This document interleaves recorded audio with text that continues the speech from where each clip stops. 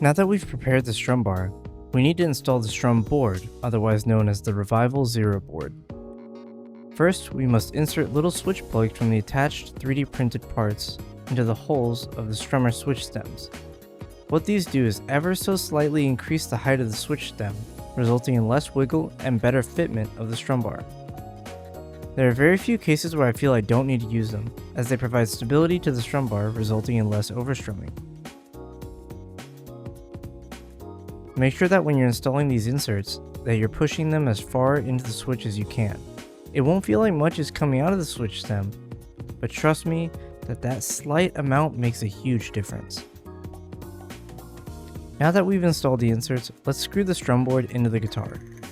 Important note, the side with the fret connections goes towards the neck, while the side with the USB port goes towards the bottom of the guitar.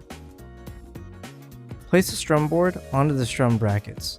Then, take 4 of the screws from the bag in the kit and screw them into the 4 corner holes. You'll see the holes from the strum bracket through the large PCB holes. You can follow along here and see where I screw them in. Do not over-tighten the screws. This is very important, as over-tightening can impede the strum bar returning to neutral, as well as cause some damage to the Revival Strumboard. I start with them lightly finger tight, then tighten more as needed. However, make your tightening uniform between the 4 screws regardless.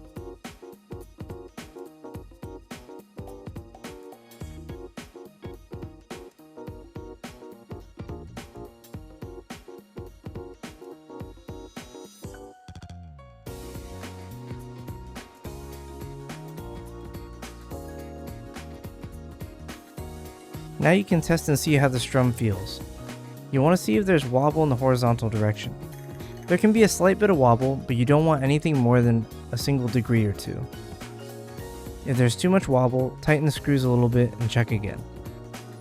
If you find the strum bar is getting caught or sticking, loosen ever so slightly and check once again.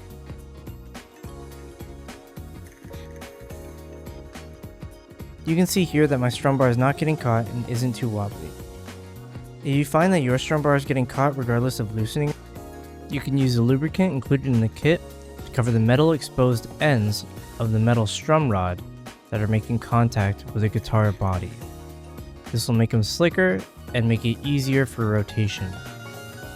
You can see here that my strum bar is not getting caught and isn't too wobbly. We can now move on to the Revival Strumboard.